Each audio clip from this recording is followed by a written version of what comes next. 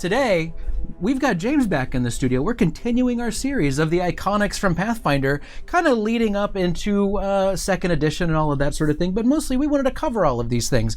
So we're going to be continuing the series. Today we've got Valeros, the iconic fighter, and we've got lots of fun images to show and everything like that. We'll do some Q&A and all of that sort of thing. And to get started, let's talk to James. Welcome, everybody. Hey! Welcome, James. Good to have you here. Hey. How's your Friday? It's the best it's ever been right now. I like that. That is awesome. Yeah. So really it's even better now. Why is that? Because it's even more of now. Yeah. No, now it's not bad. It's going downhill now. Yeah, it's crashing. Every day of my life, James. So, Krob, thank you so much for subscribing Tier 1. That's very awesome. I would like to say... Crawdad. Adam, hey, Adam Daigle used his Twitch Prime. Thank you for subscribing, Daigle. Speaking of Daigle, happy 7 years, pal. Today is Daigle's 7 years at Paizo, and we're happy to have him on board for probably another 5 or 7, somewhere in there. But up until now, you've made it to 7, and congratulations. We're happy to have you on board. Yeah, of course, buddy. Thank you for subscribing. So we're here to talk about Valeros, the iconic fighter. Yes, the first iconic. So now that's kind of the thing, is that Valeros has got a long history, chronologically speaking, with Pathfinder and all that sort of thing. Very first iconic that was put together. What went into making Valeros? Like, what are some of the design? So back in the early days when we were just starting, even before Pathfinder was its own role-playing game, when we were just starting up the adventure path, we wanted our own suite of iconic characters to basically serve as proxies for player characters. Valorous and Sione were the first two that we basically talked with Wayne about illustrating for us, Fighter and the Sorcerer. Whether or not Sione's sketch came in first or Valorous' sketch came in first, I'm not sure. I know Sione went through multiple different poses, and Valeros was pretty solid from the very start. So So in my head, he was the first one. But yeah, he that was back. Sean Glenn was art directing for us at the time, and I think it was him that came up with the whole basic idea of Valeros as being kind of a swaggering fighter. He's not somebody very serious. He's kind of sort of maybe a little bit of a drunkard. He's got his lucky tankard on his belt. Right. And I think I don't know if he gave this directive to Wayne or not. Wayne would be able to tell for sure, but the idea was basically that he was sort of inspired by Willow, by Mad Mardigan from Willow. So hang on a second. Yes, I can see this. Like, when you look at the images and when you say that, it's like, oh my gosh, he's got Mad that Mardigan. sort of smirk. That makes so much sense. He's not really taking life too seriously, even though he's the fighter, and he's taking life seriously all the time, like taking it with the sword. Yeah. That's sort of why his name is Valeros, because Val Kilmer, of course, played Mad Mardigan in Willow. And there it is. He's also very brave because he's a fighter, so he's Valorous, et cetera, et cetera, et cetera. That is amazing. I did not put the Val Kilmer Valeros names mean things. They do mean things. Valorous is Batman. That is cool. We've got different Batman, Crimson Red Reaper, whatever guy. Yeah, anyway, that's fair. That's a different iconic that we'll get to someday, maybe. That's a whole other show that we can do it. Anyway, Valeros. Write that down. Yep, Valeros is the iconic fighter. We wanted somebody, like I said, who was kind of like sort of happy-go-lucky, not quite swashbuckler, but definitely, had his own little sort of style. We initially gave him the sword, two swords to fight with. That tankard was something, I'm not sure who came up with that entirely at the start. It might have been Wayne, who always puts these awesome little touches into the paintings. And you can see, like, on those I think it's Tuesday, we're doing the little discussions with Wayne on the new looks. Yeah, every Tuesday on YouTube and on our Paizo.com blogs. So slowly going through the first new iterations of the iconics and everything. So we got Valorous and Sione done pretty early. And then Kira and Mauricio were the next ones, and after that we got them about a month apart. Okay. But there was a gap, like a 2 or 3 or 4 month gap, because we ordered the Valorous and Sione super early because we needed them for like ads and previews and coming soon from Paizo. Right. And so that's why overall Valeros and Sione have been illustrated over and over and over and over and over and over. And one of the things that does is we tend to put Valeros through the ringer, I guess. Not necessarily because he's a bad fighter, but fighters kind of get in trouble all the time. So you kind of use the personality of a fighter, kind of bumbling, kind of trying really hard. Yeah. Maybe not always succeeding and not understanding what they've gotten themselves into. He's not always going to succeed, but he's trying hard to succeed, and when he doesn't succeed, he tries to make up for it. He's a good guy. He's not a jerk. He's not a mean drunk. But he's certainly not the perfect guy to basically solve all your problems. Right. Which is important, I think. It's more interesting if you get a that's the type of character that I like to play when I'm gaming. I don't like playing somebody who's drop dead super serious. I usually pick chaotic good, kind of like just distracted, low wisdom characters. So, but ultimately, it means to do well. Yeah, I agree with that. I think that's a lot of fun. Yeah. So you've already mentioned a couple things that kind of blend into one. Is that Valeros follows Caden Kalian? Yes. Which does kind of help explain the tankard. Yep. Which is ever present. There he is doing his thing. And it just looks so joyful. I'm gonna go fight with his mug of ale. I think it's such a good image. He looks so happy. Yeah. This is like he's living the life right there. Yeah, he is. He's like, I'm not quite drunk yet, but I'm going to be real soon. Right. So exactly. So coming into that, what came first? The idea that he worshipped Caden Kalian, or did Wayne throw the tankard onto the? Wayne threw the tankard on, and all of that came first. We didn't have a pantheon of deities right away. That still was something we needed at the start of Rise of the Runelords, of course. Right. The original Rise of the Runelords Player's Guide did have that list of all of our core 20. A lot of those deities came from my homebrew, about 2/3 of them. But Caden Kalian was one that wasn't from my homebrew. We wanted a god that was like the kind of the adventuring, happy-go-lucky guy, the one that Valeros would worship. Mm-hmm. So in a lot of ways, Valeros sort of enabled Caden Kalian to happen. James Sutter came up with the guy's name. I think he was like, why don't God, if this guy was once a human, he's going to keep his last name just because of an affectation. So all of the other deities have one name, but Caden Kalian's kept his last name for tax purposes, I guess. Tax purposes. Divine tax purposes. But or all of his open tabs at the taverns have. Yeah. It's like Caden. I don't know. Oh, Caden Kalian. Yeah, I got that one. We got you. Perfect. You owe us 64 gold pieces. I'll pay it later. So then Sutter came up with a lot of that stuff for Caden Kalian, yeah. Caden Kalian. And then it was really kind of this melange of just like it's hard to remember exactly who came up with what idea and all that because we have these brainstorms and they just sort of start building on it on themselves. Mm-hmm. And in those early days it was a lot of like it was James Sutter and myself and Wes Schneider writing a lot of the like working together to get the backstories for these characters done.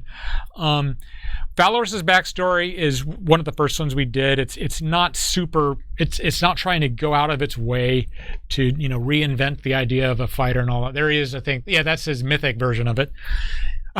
Yeah, that's one of the things with Mythic is like he's a fighter. You can tell he's a fighter because the more powerful you get in Pathfinder, the less armor you have on. Right.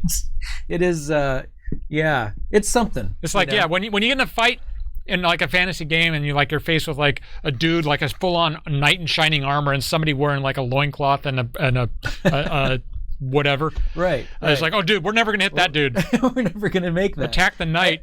I'm reminded of like Master Blaster, who basically had like pauldrons in busted deal face the wheel. Yeah, exactly. You're triggering my Thunderdome response unit. Start talking about Mad Max. Yeah, but that was the thing. Master Blaster was like the ultimate fighter. Yeah, or I guess Blaster was the ultimate fighter, but he had very little on. Like, that's kind of that's sort of also a case of like the big tough guy is the brawn, and then the little guy is the brain. That's one of the things with Valeros too is that when we first came up with the idea, we're basically let's get him sword fighting with two weapons and all of that, and when we started statting them up, because in the earliest adventure paths we had all of the iconics as like sample pre-generated characters you could play, and we started statting them up and realized, oh, this guy's going to be hard to stat up because he's fighting with two weapons, and a couple of his other choices meant that he needed not only a high dexterity, to handle both weapons, but he needed a high intelligence because we wanted him to be like sort of a, blocking and like combat expertise type guy. He's not a full-on just power attacking guy. That was Amira's job later on. Oh, right. And so he ended up being smarter than he is strong, which is an interesting original concept for him. I don't know if that's how he eventually ended up once we get all the finalized like character builds for Pathfinder Society and all that. Right. But his original incarnation was certainly, he was a smarter guy than he was strong. He would win fights not because he could just power through them, but because he had the tactics and the ability to basically figure out how to deal with a situation. And that was also kind of important for us because we wanted him to be the kind of guy that he wasn't the big dumb fighter. He would let you think he was a big dumb fighter and use that against you, which sort of brings back this sidetrack. Reminded me of a friend of mine back in like college played a human. He was like, I want to play a human fighter and single class fighter back in first edition D&D, and he's like, I just want to play a guy named Karg, and he's going to have like an intelligence of 16, and he's going to pretend he's dumb, and everybody's going to underestimate him, and it worked great. Oh, I like that idea. It's kind of, it's a good strategy. Yeah. To kind of put people at ease automatically, and RP and all that kind of stuff. So, and it also turns things on its head. The classic idea is like the big dumb fighter. Yeah, we've got kind of he's smart. He's just not always smart in the right ways, I guess. Right. Yeah, I like that. So then we're looking at the mythic. Yep. The mythic Valeros, and also just to reaffirm, it was brought up in the chat. Valeros was a definite homage to Mad Mardigan from Willow. Yeah. So that is in fact true. There's, you could see a lot of just like 80s influence, of course, obviously in Pathfinder stuff like that. I think I've mentioned before this. The Rune Lord Sorshan is also very inspired by Willow. There was a character in there named Sorsha. Oh, really? Yeah. So nice. I kind of named her after that. Yeah. Oh, that's awesome. I think did we not? We didn't cover that at all. I think we may have. That was weeks ago. We were both there. There's been a snowstorm and like. That is true. There was a lot of stuff that happened. The wolves and like the Wendigo and. The Wendigo. May have been werewolves. All right, so let's talk a little bit about his history. Yep. Where did he come from? Now, this is kind of what surprises me. Now, this in our pre-show, we were talking a little bit, and you were like, for a lot of the Iconics, there's some things that we can put in there, but a lot of it, you don't set anything in stone for the Iconics. Like I think the example you used was Ezrin. Yeah. And how his age. He's always 52. He's always 52, no matter what. Whether it's like 2007 and we're first introducing him or we're reintroducing him now, he's still 52. And the same is, it's a weird thing with Iconics is because they're not part of our world's lore that goes on. That's not part of, like, they're not in the timeline. They don't actually advance the storyline or anything like that because they are meant to be proxies for your player characters. So when you play your own game in Pathfinder, your characters are the stars of the show, and the Iconics don't even enter into the picture. Right. We use them in like comic books and the Big Finish audio plays and like some of the fiction and stuff like that. But for the most part, they are in their own sort of version of Galarian that isn't part of the actual setting. We also use them all the time to illustrate our adventures and all that. In one illustration, you might see Valeros in a first level adventure. Another one, you might see him in a 20th level adventure. And then next month, you see him in a 4th level adventure. He always pretty much looks the same unless he's taken off his armor because he's mythic. Oh, right, yeah. But there's not really a like start and an end for all of these guys. They're kind of just sort of wherever they need to be, wherever at any one point. We do know their histories, though. That's kind of the story behind the Meet the Iconics thing. Valeros was basically originally, I believe he was like a farmer's son in Andoran, and ended up basically going out and like, what is he doing fighting? They were fighting werewolves. Like, there's the werewolves I was talking about. There's werewolves. I think. Yeah, those are werewolves. They might be wolf wares. Oh, they could be. Look, here's the thing. I don't argue with the creative director. Oh, because I you do know all the time. Better than I do. So he went out. He joined like all these other mercenary companies and all that, and eventually ended up being part of his own adventuring band. And the rest is various types of history as you see him showing up. Like, I think we got one of him fighting a snake and all sorts of just having him just fight creatures all the time is one that's really a fun thing. He's in the jungle, and what do you do in your jungle? You fight cats. Yeah. Or maybe he's just trying to tame it. Yeah, poor little kitty. He wants his petting. You want it. a treat? He wants to pet it. Yeah. Oh, I want to pet its it. ears, you know. So then, and then that kind of brings it up to the Valeros that we know. Yeah. And then from there, the story goes wherever it happens to take him. Yeah. I think that I know Lim is in the back of that. Did you notice Lim back in the background? Oh, pretend you didn't see him. Lem's day is coming. Yeah. Oh, that's a preview. Yeah, Spoilers. that's a preview. So, in the chat there we mentioned Spiral of Bones, the comic book series. Yeah. And Crystal Fraser, amazing it's a great job. story. Oh my gosh, they're so good. Yeah, she is an amazing writer. In awe of just what she does. And that's the thing. It says not even because it's Pathfinder related. We're saying this. It is a genuinely good series. It is really good. Yeah. So, and I believe it kind of centers around There's a lot of Valeros in that. Yeah, it really brings a huge new dimension to his whole character, which is just it's great. It's so cool. Definitely worth it. Pick that up. Yep. So yeah, Spiral of Bones, great. And so I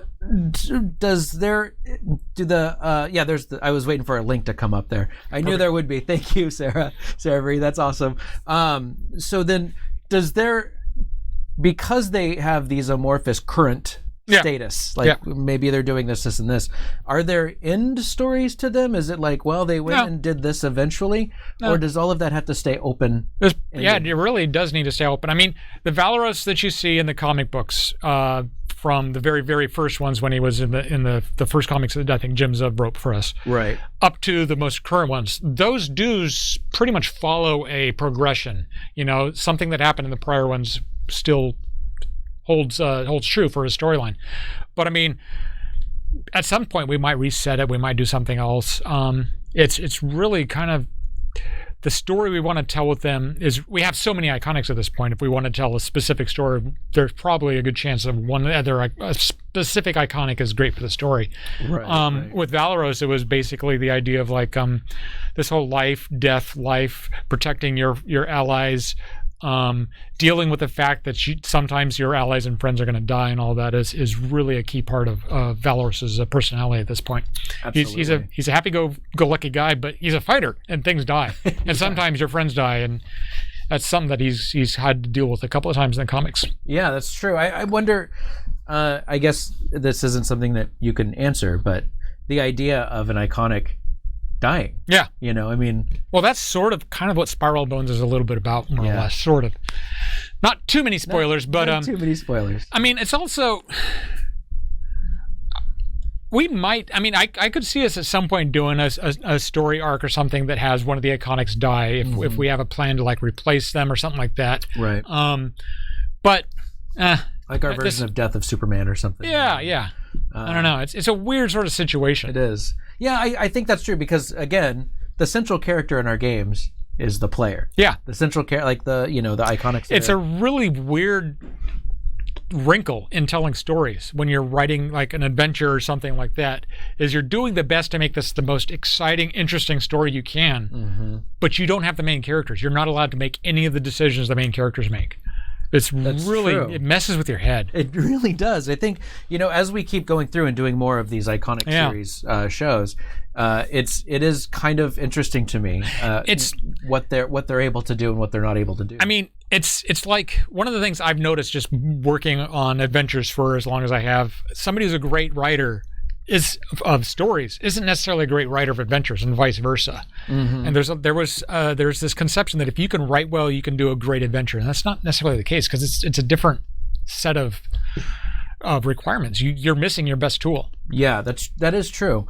In the chat we're seeing, and this is kind of we'll use this as a preview. Right. They're asking about Fumbus and what that means for Damiel, and I'm like, we just talked about this, that we want to do a Fumbus show. Yeah. And we can address all of that in that show. So absolutely. Damiel's not going anywhere, but he's kind of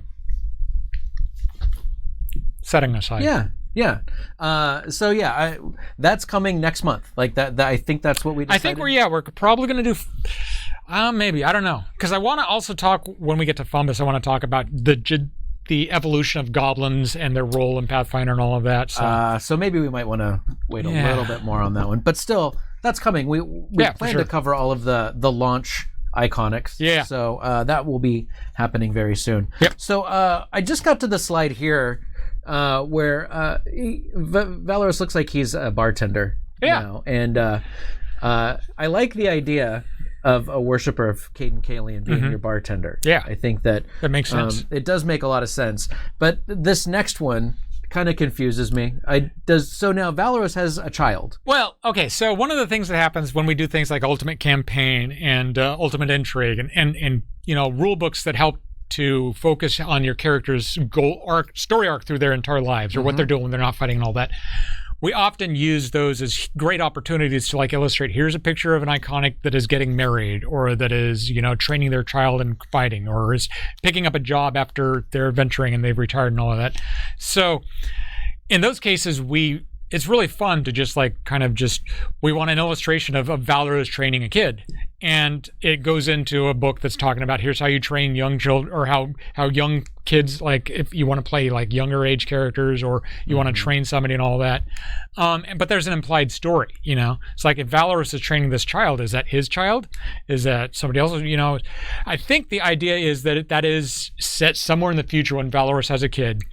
But it's sort of non-canonical. I mean, it's off. I mean, that little girl should probably be a half-orc.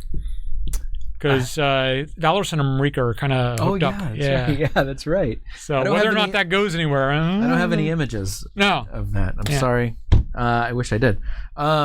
So then, right off the bat, what are some of the highlights? And I guess when it comes to highlights of Valeros, it's more when it comes to maybe putting Valeros in stories and all. I think it's more behind the scenes stuff, because high points with Valeros, it's kind of.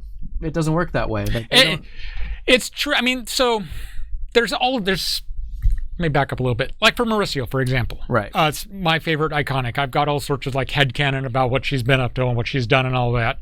And so in my head, and I've played Mauricio a couple of times in playtests and stuff like that. So I've built up her character, and she's had sort of adventures that I've already kind of figured out. I don't really have that for Valeros as much. So it's a different sort of way than when I approach that character and want to do something with him and illustrate him and all that. But it's still, he's got this unique character, this whole element of kind of I was saying, happy-go-lucky and all of that. And really, when we want to pick up new illustrations of him or have new stories of him, they need to carry that through. Right. I think the final question that I have for this first part of the show. Oh, we're already, geez. Yeah, we're already just about done with the first part. I know, fast. We should do these shows on Monday and then end them on Friday, so the week goes by like that. We totally should. Just a week-long show. Yeah.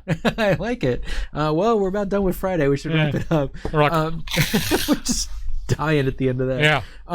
So then how much, and Lori asked the question right off the bat, she already knew, but how much of what became Valeros are from your personal games? I know you said Sutter had a lot to do with Caden Kalian and then blending those in.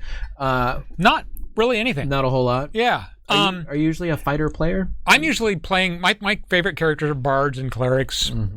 I like the characters that are more the support roles and more charismatic, and I really like the clerics. They're usually they worship a deity. I really like how if you pick a deity, that gives you sort of a shtick that you can go with right away. Right. For the Iconics, none of the Iconics really are based on our own player characters. They're really we come up with an idea, we have Wayne illustrate them, and then their story kind of just grows organically from there as we illustrate them in books, or we do Meet the Iconics things or stuff like that. None of the Iconics, as far as I know, are based on actual player characters. Okay. That's not the same case for NPCs. I put plenty of my player characters into adventures like Shensen or Amiko, or characters that I've played in games a lot, and then have their whole history and stuff worked out and all that. Problem is, for myself, whenever I make characters, they tend to be really kind of weird, quirky ones. Like Shensen, for example, is a bard who worships, is super religious, and is also kind of got fighter stuff going on. So a bard fighter. So they're not really meant. They don't really do the job as being like the iconic bard. Right. They're more too, than just they're that. too bizarro. Yeah, they have more angles. Yeah, so, Miko, I think, has 3 classes. So at one point I made when we first launched Pathfinder Society, I've never actually played this character in a Pathfinder Society game. My idea was to make this character Billivin be a gnome, and every time he levels up, he takes a different class. And so I never actually got to follow through with that, but I did put him into the Magnamar book. He's like a first level fighter, first level wizard, first level sorcerer, first level cleric, first level rogue. He's like 8th or 9th level, and he hasn't Billivin. He sells the most effulgent brain tonic. Effulgent brain tonic. Okay. What does it do? It gains some money when he sells it to you. Yeah, exactly. It cures everything. It's a cure-all. It shaves or it puts hair on your chest. Either way. Whatever you need it to do. Exactly. Yeah. Anyway, so that's like a weird digression. The Iconics are not really based on any one of our player characters. They're kind of meant to really just kind of, at the base of it all, they're supposed to basically stand in for your characters. And a lot of the reason we've gone in and started giving them personalities and all that is back when we were doing Dungeon Magazine, we had our own set of Iconics that didn't have names, they didn't have personalities, they didn't have any of that. People kept asking us for it. So when we got to Pathfinder, I was like, we better know a little bit about them. Yeah, we should take these mannequins, do whatever, and give them some personality. Yep. And then a lot of people just they latch onto those characters. It really boils down to Wayne Reynolds. Yeah. Usually when we give them an iconic art, we'll say like this character has to be dressed in this armor. This is their ethnicity, their gender. This is the weapon they use. That's about it. Mm-hmm. So like for Valeros, our art order for him might have been like, this is a male human. He wears light armor and has 2 swords. And that's it. And everything else Wayne pours into there, and it just is so inspiring that. Yeah, it is. And right now, like James mentioned, every Tuesday there's a sit down with Eric and Wayne where he's going through his process while he's updating all of these Iconics, and it's really interesting to hear him talk about things, and he's actually giving some really cool little Easter eggs about every single piece of equipment you see on every Iconic is there for a reason. That Wayne has the entire story. Yeah, it's pretty amazing. Yeah, it's really cool. Really. In fact, for those videos, we needed to make sure that we had their loadout, all of their equipment. In a lot of cases, he'll have his own, like his headcanon about what all these things are. He won't necessarily tell us any of those things. Mm-hmm. So when we get them and we have to do the Meet the Iconics, we come up with our own stories, and he's usually, I don't think, he's always just like, oh, that's a great idea, and it's this really great working relationship. Yeah. All right, let's do this. Let's wrap up, and then we'll start some Q&A. All right. Chat. So, all right, everybody. Thank you so much for joining us. I hope you learned a lot about Valeros. I know that I did. If you played a pre-gen Valeros at some point, put it down in the comments. Let's hear about it. I'll take the best ones. I'll read them to James, and we'll laugh and high five over the best stories. And in the meantime, for Paizo and for James Jacobs over here, and for me, I'm your old buddy Dan. Thank you so much for watching. If you liked it, hit subscribe. It helps us a whole lot. Hit the like button. That helps us a whole lot as well. And have a great weekend. And in the meantime, we'll see you then. There we go. Bye. Bye. Bye.